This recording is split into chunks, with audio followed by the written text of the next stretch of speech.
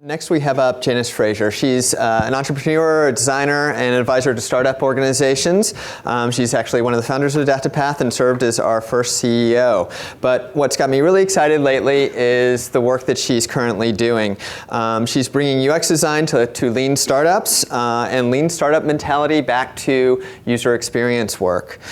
What I think you will be quickly learning is that lean is going to have a very big impact on UX.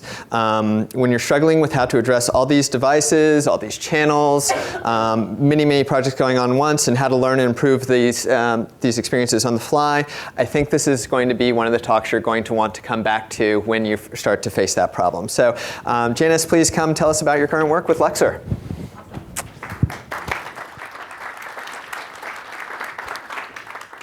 Okay, so I've been told that I always need a timer, but if I get too close to this, it's going to make feedbacky noise. So I'm going to try and stay away and just look from a distance.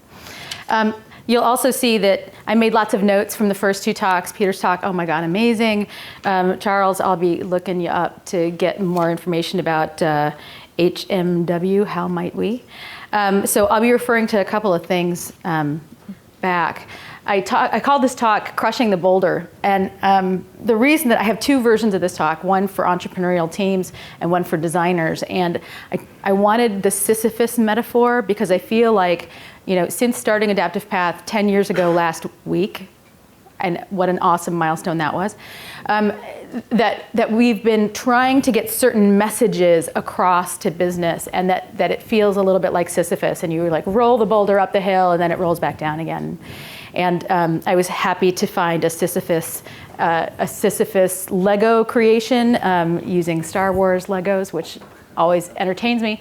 And what I really wanted to tell people was that if a designer were Sisyphus, what's the first thing Sisyphus would have done? What would you do if you were Sisyphus? What would you have done? You would have made like this guy. Anybody see the movie Zombieland? I love Zombieland.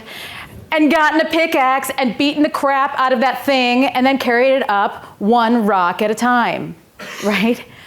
Like, there's no reason that we have to continue falling back under the weight of trying to get funding for user research, of trying to persuade people that certain design activities are important. And when I first learned about lean startup, I was very skeptical. I've seen enough in the last 15 years in Silicon Valley. I've seen enough trends come and go. And really, I'm a little bit jaded, and so I poo-pooed it, and all these, there are terms that get thrown around that are sort of instant dogma, like MVP and these sorts of things. A/B testing will save the world. And I'm very skeptical of this sort of thing. But when I first really got into it and started to read the literature and started to meet with the people who were advocating this kind of at a deep, thoughtful level, what I found is that they were basically advocating user experience design as the solution to their business problems. And how amazing is that? That for me was like, my heart started to beat faster, literally, like I got short of breath. I was so excited to hear business people bringing back to me the things that we at Adaptive Path had been really advocating strongly and forcefully for quite a long time. So a little bit about me. Yes, I am a founder of Adaptive Path and I'm still an owner of the company and very, very proud to do that. My current thing is a lean user experience residency, and for better or worse, I did coin the term lean last summer. Whitney Hess seems to dislike it, but that's okay. Netscape is where I started. All those other lists on the left, those are some of my current advocate. I'm an advisor to some of these companies, and so I'm trying to put these practices into, these ideas into practice on a daily basis with current early stage venture funded startups. So, does anybody recognize this guy? Awesome. When I talk to entrepreneurs, everybody raises their hand. This guy's name is Steve Blank. He's a professor at Stanford. About 10 years ago, some vague time in the past, he decided that he had cracked the nut of how to do early stage companies. that there was this different way. He published this book, 4 Steps to the Epiphany, in 2006, but it's cited as being edition 2 in one place and edition 3 in another place, but he talks about it 10 years before that. So sometime in the mid-90s, he started to come together around these ideas that in order to do a startup, you have to do customer discovery, then validation, then customer creation, then company building, and I think it's really interesting. I don't necessarily think the words accurately describe for this kind of an audience what activities go on there, but basically customer discovery is this first moment where you actually need to understand humans, what they think and what they do, and what a revelation that is.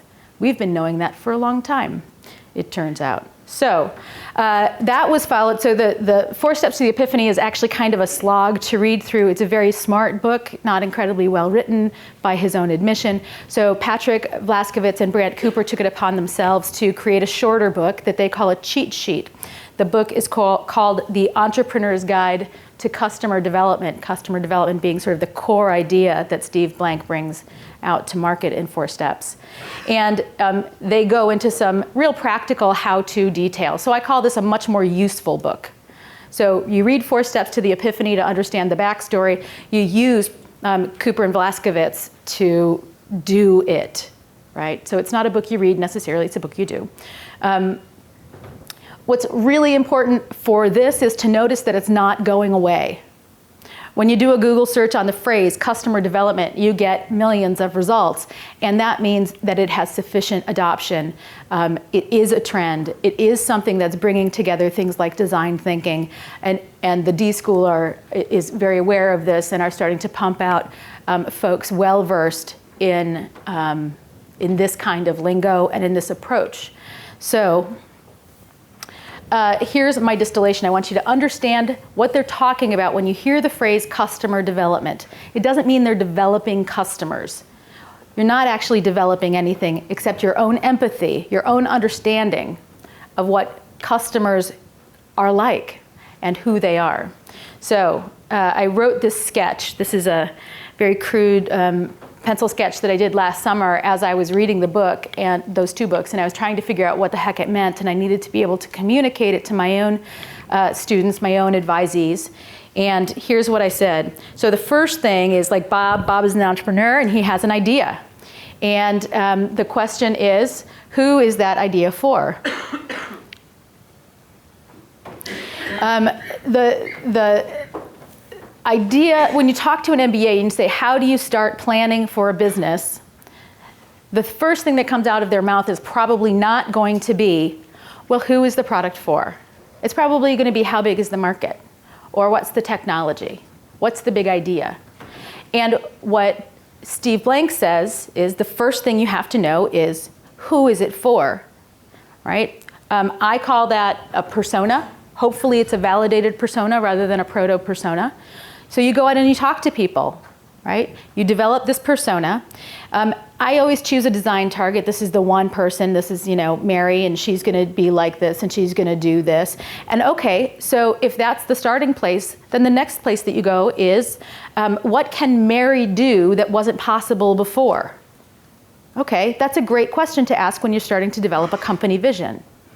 Who's it for? What can they do that wasn't possible before? What features do we need to create to make that change possible in her life? And how do those things fit together? And this gets from a very conceptual design to a very detailed design, but entirely from a user-centered design perspective. So this looks very familiar to most of us who have been trying to put this into practice for a long time. Some of the things that are new in this whole process is this idea of sketching and building, so building the lightest weight thing possible first.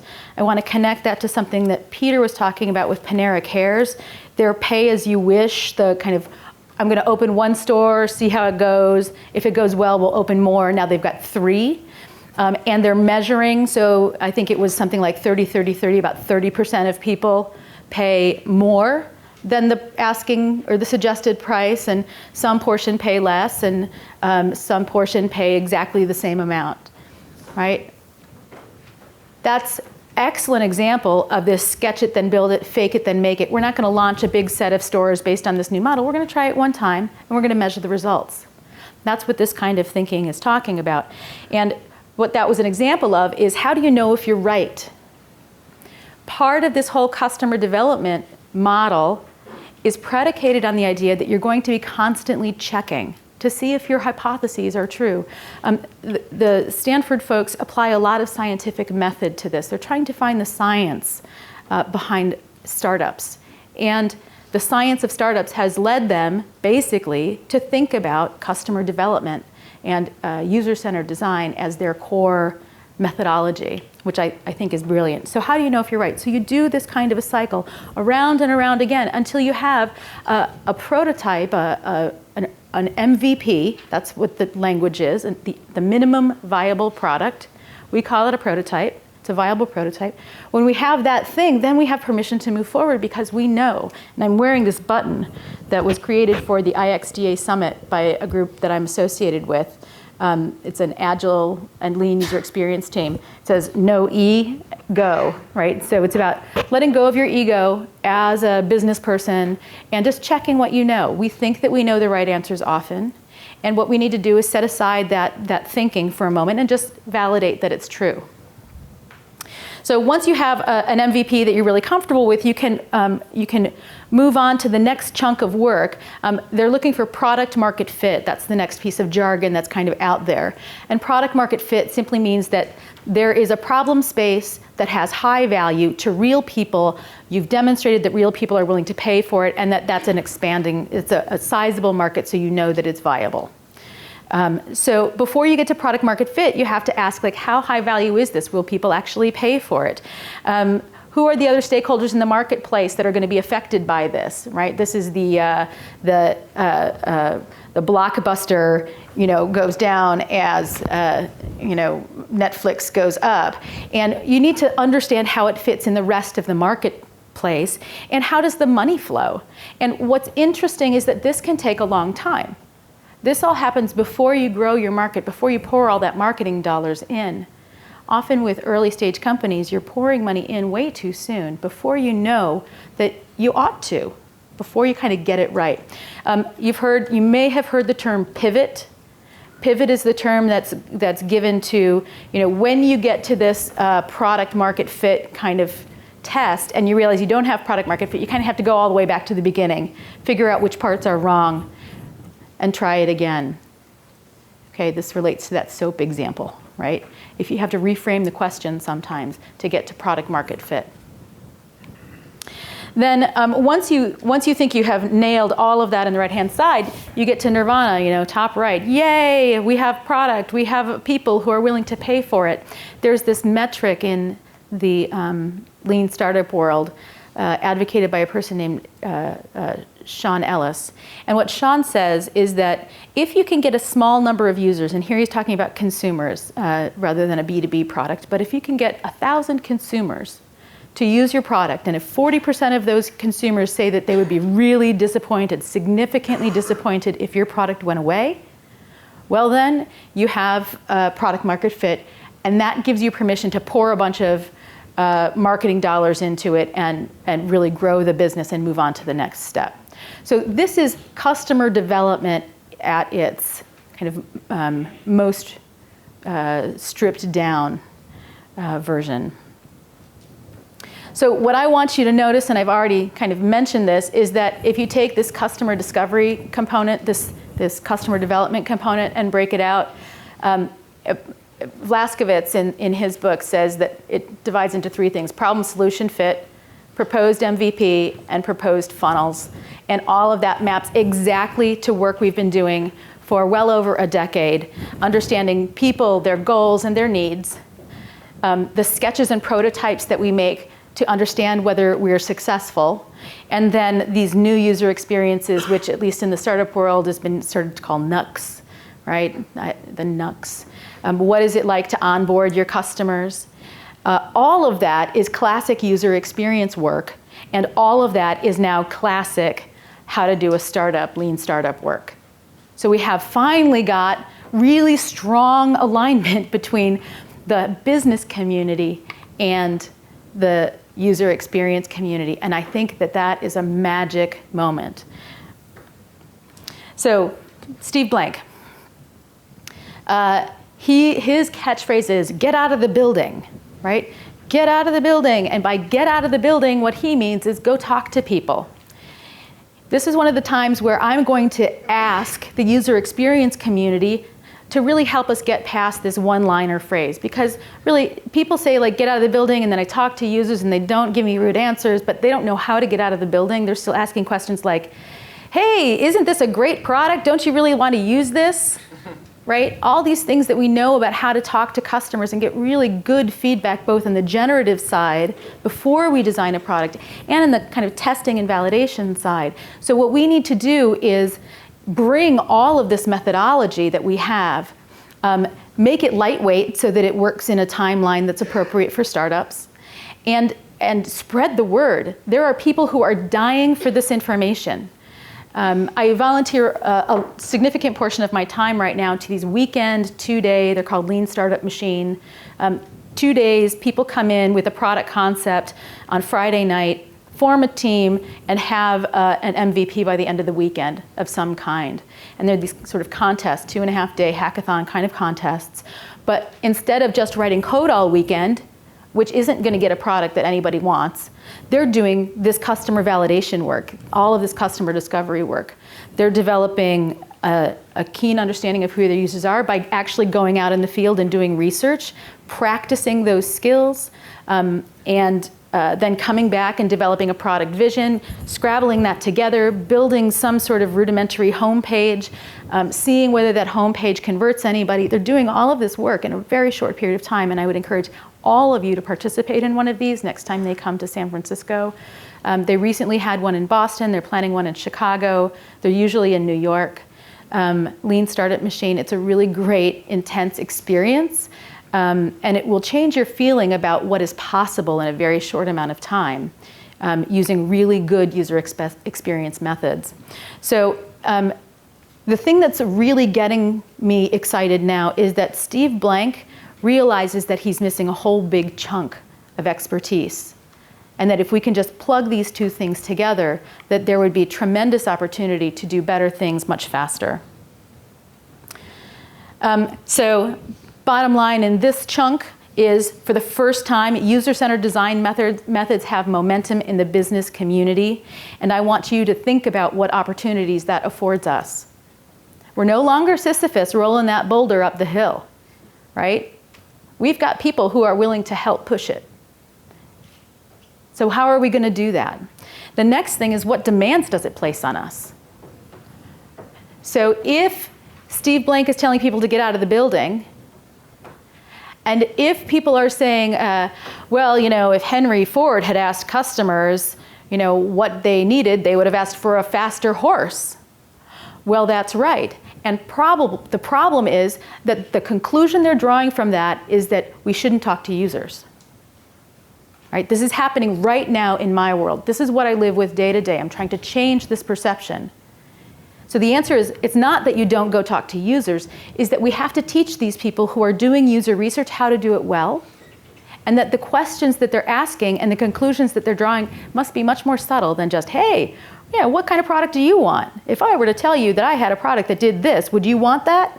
Right? These are not the good ways to do user experience research. So one of the demands it places on us is to be much more vocal and reach out to those parts of the business community that are seeing the light, and to hand them the method that we already have in our pocket that will help them do a better job.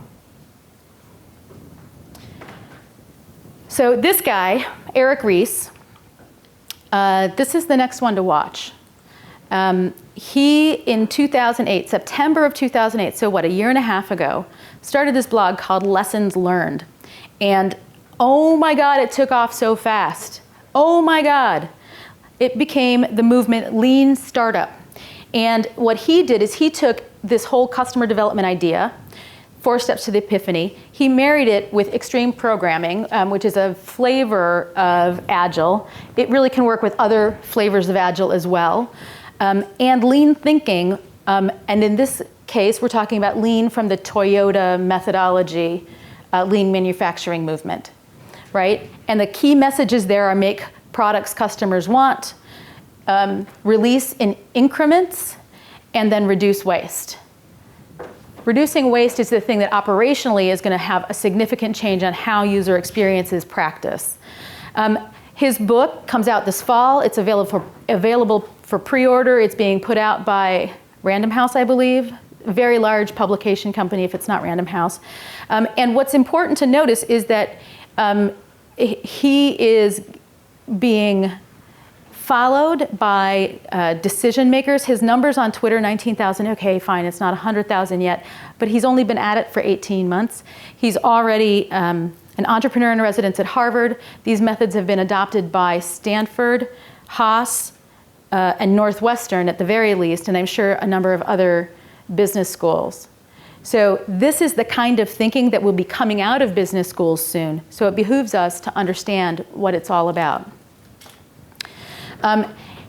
They're talking about the science of startups, and I think it's interesting to recognize that when the science of startups includes user-centered design as one of its tent poles, like not just like, oh yes, that's a nice thing we have, but no, this is the thing. This is one of the things that's going to hold up everything. Yes, we need the business model canvas.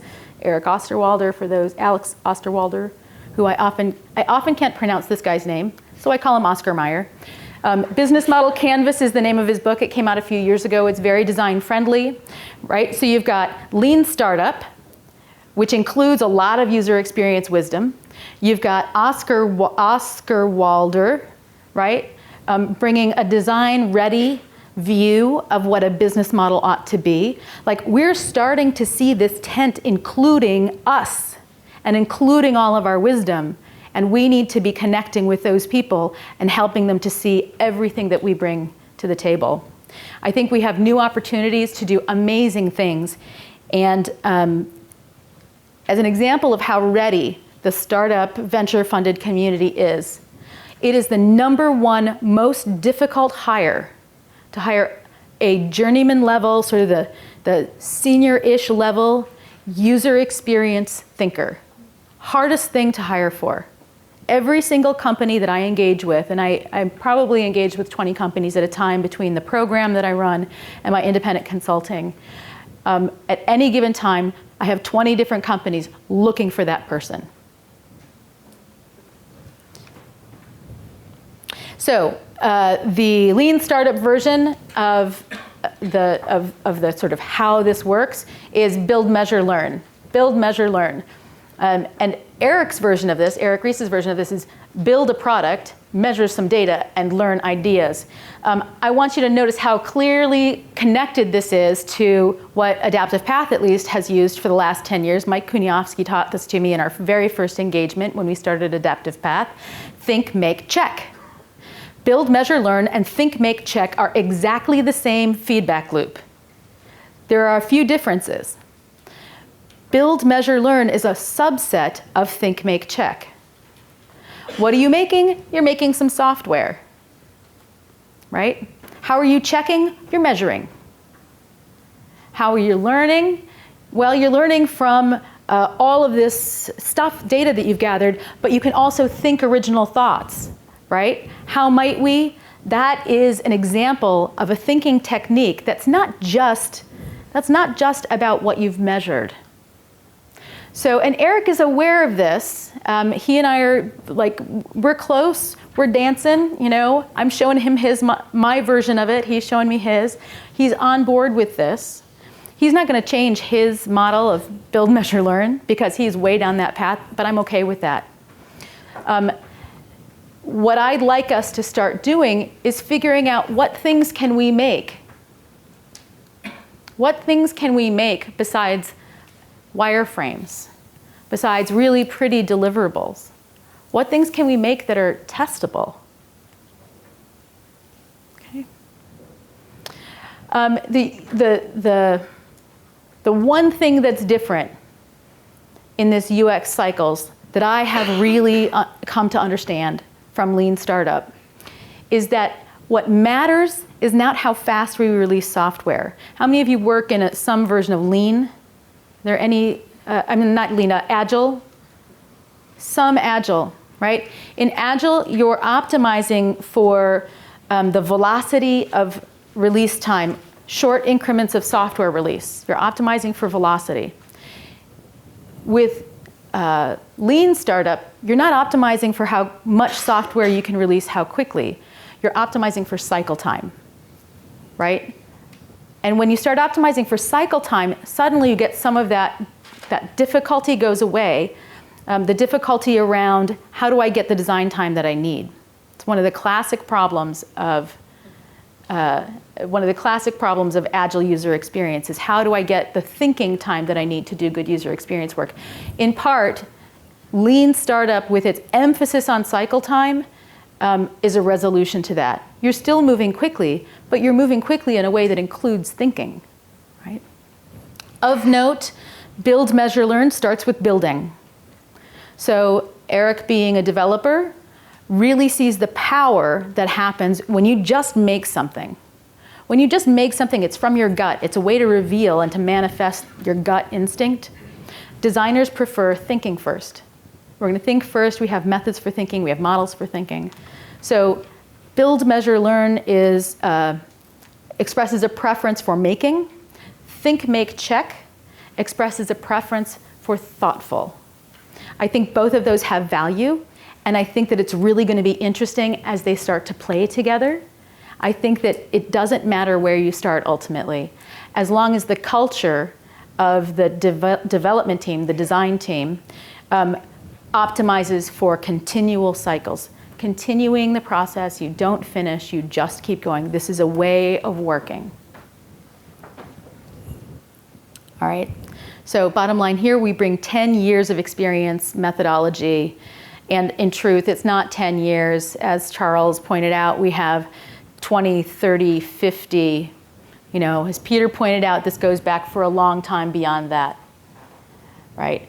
10 years of very specifically appropriate, applicable learning we can bring. So I want to talk a little bit more about some of the underlying concepts. I am checking my time. I have to wrap this up fairly quickly. So this is what it means to be lean. This is the part that comes from Toyota. Lean means reducing inventory, because inventory represents risk, and the risk is that you might have a lot of waste. So on the one end, you have a designer that says, I'm going to make a design decision. I think it should be blue. Awesome, it's blue. And then, you know, down the road, sometime you realize, oh, nobody clicked. That was a bad decision. Oh, crap. Our goal with lean is to reduce the amount of waste that happens over that timeline.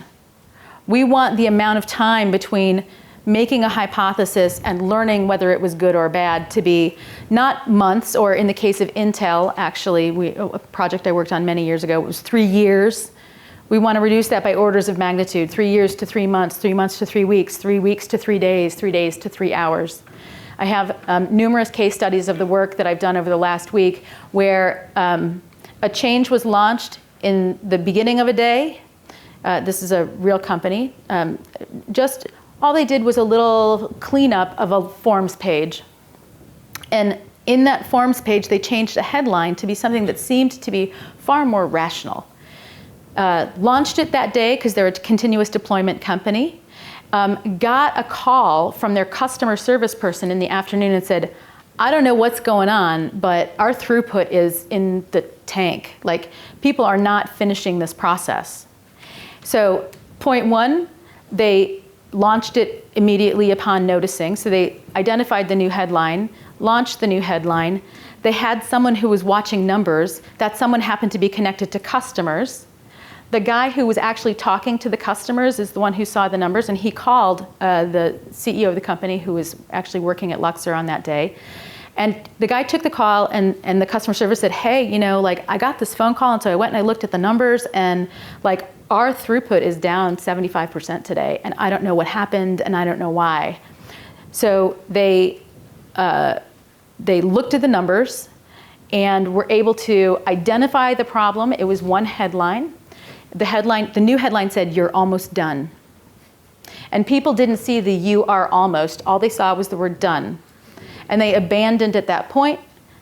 They were able to push out the new solution later that day.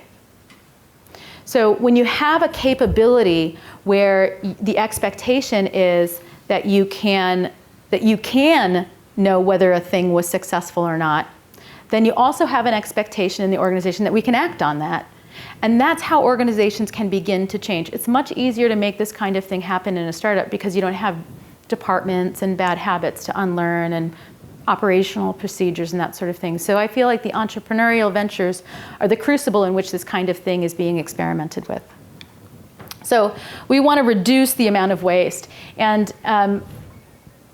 I wish I had these in a different order. When the business community begins to measure the value of user experience, they will invest in it as a driver of value rather than a cost to be minimized. Honestly, I probably could have written this exact same slide 5-7 years ago, whenever it was that Adaptive Path released its ROI, business value of ROI of user experience paper. But the nice thing is that when is now. When is now. Right now, the business community is beginning to measure the value of user experience. High five your neighbor, because that's awesome. That changes your life. Thank you. Woo! So, all right, that's my 5-minute warning. And that's somebody else's 5-minute warning. So, Lance Arthur. Think of an athlete who is working lean. The most lean athlete is Lance Arthur. You know, most lean athlete that I could think of, because I'm not totally into sports, you know.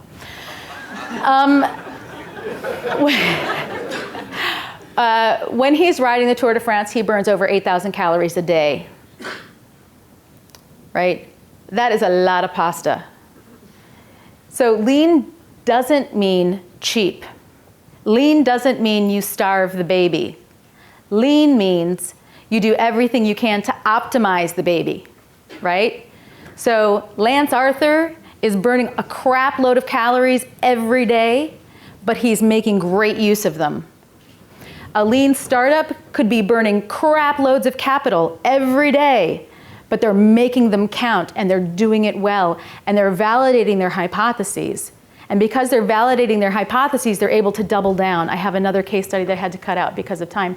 But essentially it was like they did this test with a new homepage and the designer didn't want that to happen. The whole A/B testing scared him. But they did this limited test on one day, validated that it was, the way he had presented it was the poorest performer.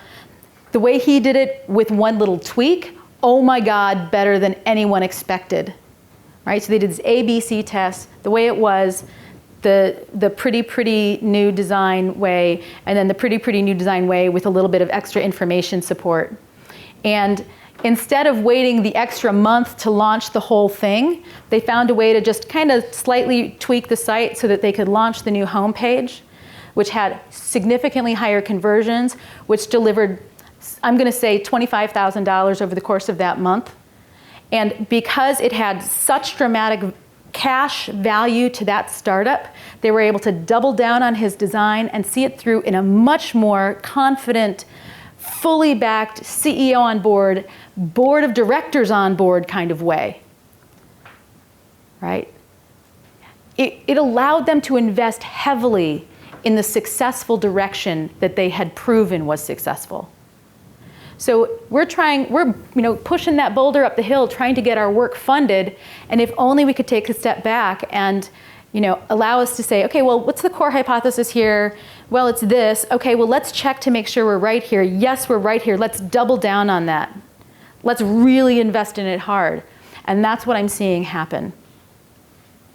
So it's not that they're not willing to spend money or spend capital or give attention to user experience, is that they need to believe in it in some sort of measurable way, and that is actually possible. So lean means a few things. Keep your inventory low. Okay, inventory we're going to talk about again in another minute. Inventory being unvalidated hypotheses. Talk to your customers. Okay, we're kind of the experts at doing that. Make something they want. Again, hello, experts. and prove your ideas and your interfaces. This might be a little bit new for some of us, but some of us have been doing usability testing and Google Analytics evaluations and all sorts of other, heat mapping, and we have a lot of thinking about this. We just haven't always had the time and permission and funding, right? Now we're being asked to do this, and all we need to do is say, okay, well, that's going to cost you $49.95. So if I get you to think of nothing else after this talk, I want you to do this. Prove, improve, prove, improve. This is the pattern of lean startup. Prove, improve, prove, improve. Once you get it going, it's just, how do I know that? Well, here's how I know that. Okay, let's try it. Okay, it worked. Let's do it better. Let's improve it. Prove, improve, prove, improve. That's the pace of work that happens at a lean startup. Prove, improve. I'm wearing a button that some of you noticed. It says ego, but the E has a red circle slash through it. It means no E, go, right? Go, let the ego aside. Don't be the guy who was afraid to A/B test his homepage, because you know what? A/B testing his homepage just allowed us to spend a lot more money on carrying out his work in a much better way. It was directionally right. We all believed in it. We tested it. We allowed us to spend a lot more of our scarce resources on that one thing. Okay. Okay. So now we're wrapping up. I want to show you. This is an actual example from. This comes from Cooper Design, a project that they did 5 years ago. This is the project plan as represented. A couple months of research and modeling, some frameworks, detailed design specifications that got them to 6 months. Then they started development. They released their first alpha 9 months after starting the work. Lean startup thinking would have you release something a week or 2 after starting the work. Just think about that. What would it be like in your project if you released something that tested a hypothesis that was core, something like the soap, right? Tested a hypothesis. We think that coast is a better concept. How could you test that concept after a week? You're designers, you can figure that out, right? And it's not a focus group, it's something else, right? The new way, what am I pointing this at? The new way looks like this. And actually here I'm going to step off of the high place. So the old way had 16 months of work. You didn't start deploying code until about here. This axis is risk. Everything under this bar is risk. You have no idea whether what you're doing is actually going to meet the need or serve the purpose. Right? The new way that this looks is a sawtooth. And what's interesting about the sawtooth is that, if you can see right here, this goes a lot higher. You can take a lot more risk in the short term because you're going to pay down that risk by showing it to people, getting feedback, measuring, right?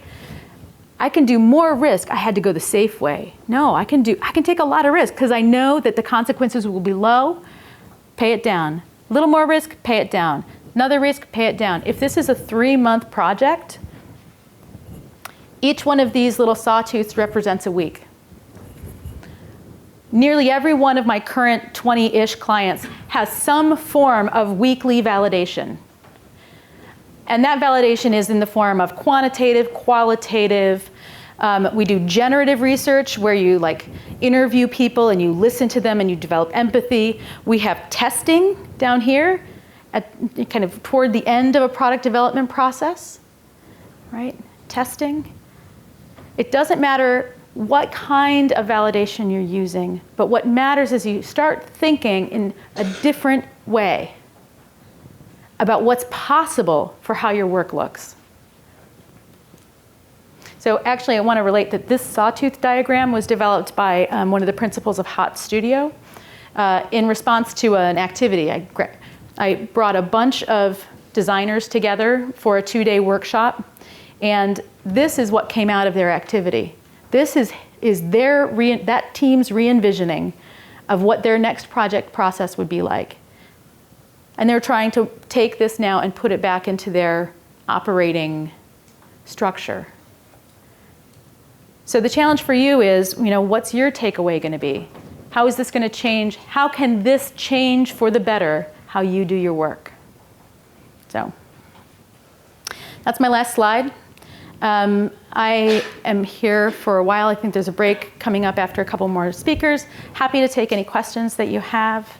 You can reach me there. Thanks, everybody.